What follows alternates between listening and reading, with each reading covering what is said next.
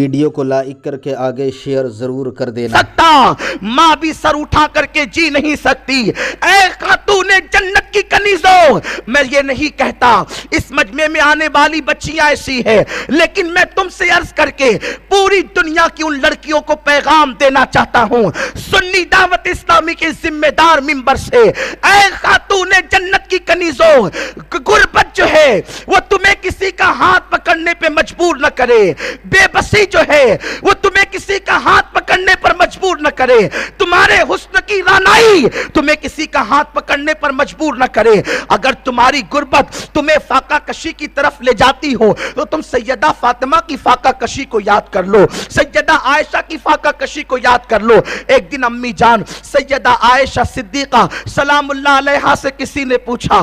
اے سیدہ عائشہ، حضور سید عالم صلی اللہ علیہ وسلم کے شب و روز کس طرح سے گزرتے تھے، گھریلو زندگی کس طرح سے تھی، ذرا آپ بیان فرمائے۔ اما عائشہ کہتی ہے ایک مہینے تک میرے گھر میں چولہا نہیں جلتا تھا۔ اللہ کے حبیب علیہ الصلوۃ والتسلیم جو ہے اللہ اکبر، ان کے مکان میں ایک مہینے تک چولہا نہیں جلتا تھا۔ حال یہ تھا ہم دو کالی چیزوں پر اپنا گزر بسر کر لیا کرتے تھے۔ اس وقت کسی نے پوچھا وہ دو کالی چیزیں کون سی تھی، تو اس وقت جناب سیدہ عائشہ نے فرمایا ایک تو پانی اور دوسرا کھجور۔ اسی حدیث سے استدلال کرتے ہوئے امام اہل سنت نے فرمایا کہ پانی کا رنگ کالا ہوتا ہے، اس لیے کہ اماں عائشہ صدیقہ نے جب اس کے رنگ کو کالا بتا دیا تب وہاں کسی کی تحقیق کی ضرورت کیا ہے۔ اے خاتون جنت رضی اللہ تعالیٰ عنہ کی کنیزوں، کبھی بکری کے دودھ پر گزر ہو رہا ہے، مہینے بھر تک چولہا نہیں جل رہا ہے،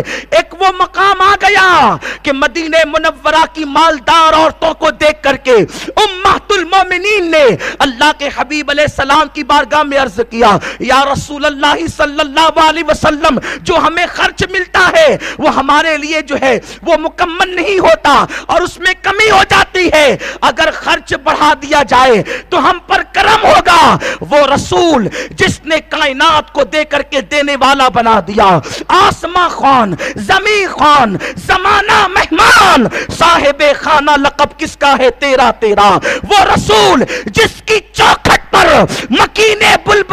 مکینے سدرۃ منتہا بلبلے سدرہ، جس کی چوکھٹ پر جھولی پسار کے کھڑا رہتا ہے، آدم کو جس کے در سے ملا، نوح کو جس کے در سے ملا، ابراہیم و اسماعیل کو جس کے در سے ملا، موسیٰ و عیسیٰ کو جس کے در سے ملا، ملائکہ نے جس کے در سے جھولی بھری، اور قیامت کے دن کے بارے میں اللہ کے حبیب علیہ السلام فرماتے ہیں اللہ رب العزت قیامت کی پوری عزت میری مٹھی میں دے گا، قیامت میں جس کو عزت ملے گی مجھ محمد کے ہاتھوں سے ملے گی۔ وہ رسول جس کو دنیا میں بھی ان کے ہاتھوں سے ملا اور قیامت میں بھی ان کے ہاتھوں سے ملے گا، اس رسول کی بارگاہ میں ازواج مطہرات نے عرض کی حضور خرچ کچھ کم ملتا ہے، اگر بڑھ جائے احسان ہوگا۔ اللہ کے حبیب علیہ السلام کی آمدنی لاکھوں روپے تھی مہینے کی، لیکن صبح آتا اور شام کو غریبوں میں تقسیم ہو جاتا۔ اللہ کے حبیب علیہ السلام کی ازواج مطالبہ کر رہی ہے کچھ پیسے زیادہ ملے، آقا کریم نے سب کو جمع کیا اور جمع کر کے فرمایا کہ میں تم کو تمہارے نفسوں پر چھوڑتا ہوں، اگر تم یہ چاہتی ہو کہ میرے گھر میں رہ کر تم تنگ دست ہو تو میں تمہیں اجازت دیتا ہوں، چاہو تو مجھے قبول کرو، چاہو تو دنیا کی زینت کو۔ اللہ کے حبیب علیہ الصلوۃ والتسلیم اگر خرچ بڑھا دیتے، یہ تو تھا نہیں کہ حضور کے ہاتھ میں نہیں تھا، جس رسول کے اختیارات کا یہ عالم ہے کہ فرمایا اگر میں چاہوں تو یہ پہاڑ میرے ساتھ میں سونے اور چاندی کے بن کر کے چلے۔ آقا کریم علیہ السلام اگر خرچ بڑھا دیتے، جس کی سخاوت کا عالم یہ ہے بھکاری مانگنے کے لیے آئے تو جنگل بھر بھر کے بکریاں لوگوں کو عطا کر دیں، جس کی سخاوت کا عالم یہ ہے کہ اللہ اکبر آنے والے کو کبھی نہ کہیں، وہ رسول نے آخر یہ کیوں کہہ دیا کہ تم چاہو تو دنیا کی زینت اختیار کرو، چاہو تو محمد کو اختیار کرو۔ جب آقا کریم نے یہ بات کہی، سب سے پہلے یہ بات میرے آقا نے اماں عائشہ سے کہا اور پھر کہا عائشہ پہلے تم اپنے ماں باپ سے سلسلے میں مشورہ کرنا، جلدی نہ کرنا، لیکن قربان جائیں ہماری ماؤں کو گالیاں دینے والے اہل بیت کے نام پر، اہل بیت کے نام پہ اہل بیت کو گالیاں دینے والے کان کھول کر کے سنے کہ اللہ اکبر، جس کے بابا ابو بکر صدیق کو یہ تانا دیا جاتا ہے کہ ابو بکر تو خلافت کی لالچ میں مسلمان ہوا تھا، اس کی بیٹی کا رنگ کیا ہے ذرا دیکھے تو صحیح۔ جس وقت صدیق مسلمان ہوئے تھے اس وقت لوگوں کو یہ بھی یقین نہ تھا کہ یہ اسلام بڑھے گا بھی یا ختم ہو جائے گا، خلافتوں کا تو تصور بھی نہیں تھا،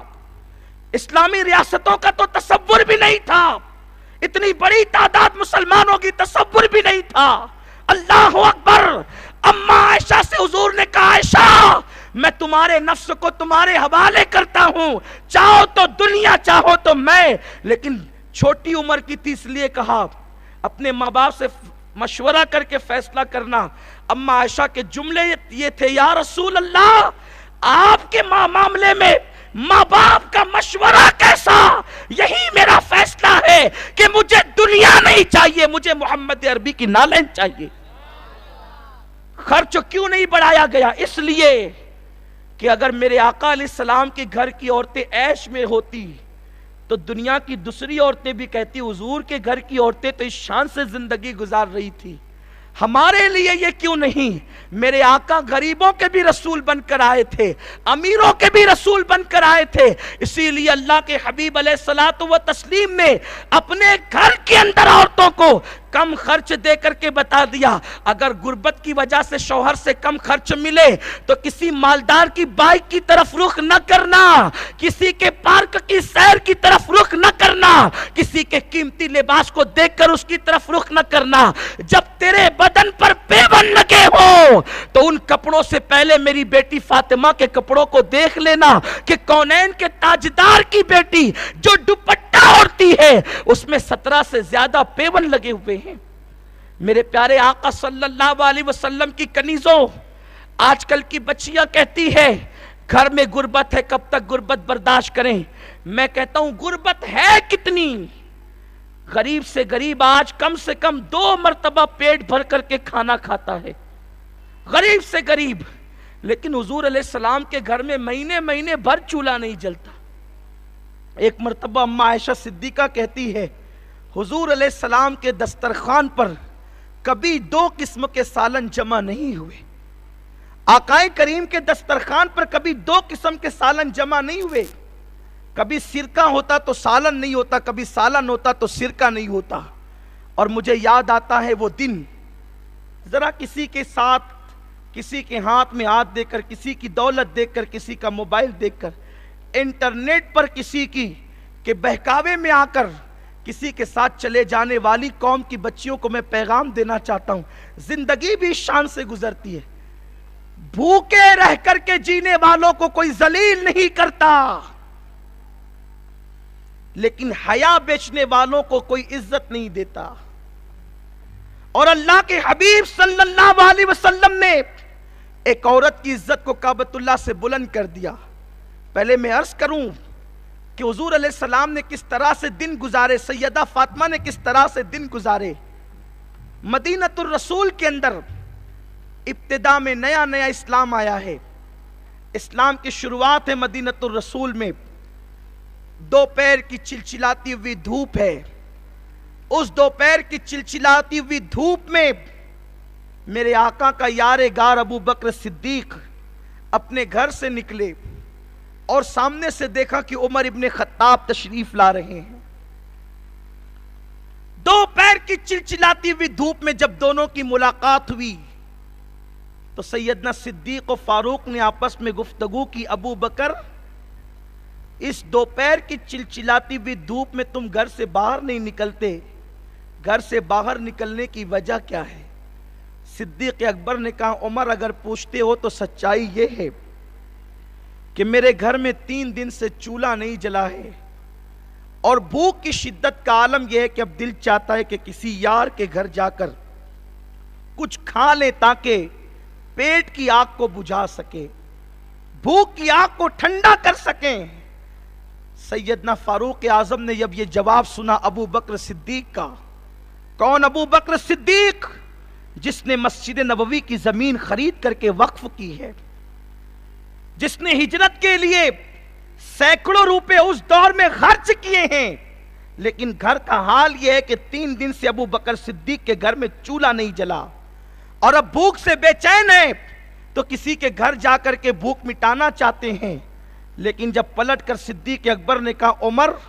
इस दोपहर की चिलचिलाती हुई धूप में आप भी तो घर से बाहर नहीं आते, आने की वजह क्या? तो सिद्दीक अकबर को फारूक आजम जवाब देते, भाई अबू बकर, जो भूख तुम्हें घर से बाहर लाई है उस भूख ने मुझे भी घर से बाहर किया है। मेरे घर में भी 3 दिन से चूल्हा नहीं जला। इतना बड़ा मजमा यहां है, पर्दे की झलकियों से अंदाजा हो रहा है कि हजारों की तादाद में खवातीन मौजूद हैं। क्या कोई है ऐसा? हैदराबाद से लेकर मुंबई तक, मुंबई से लेकर के दूसरे ममालिक बांग्लादेश और नेपाल तक, या गरीब मुल्कों तक, कि किसी के घर में 3 दिन तक चूल्हा न जले? आज क्या गुर्बत का ये अंदाज है? कतन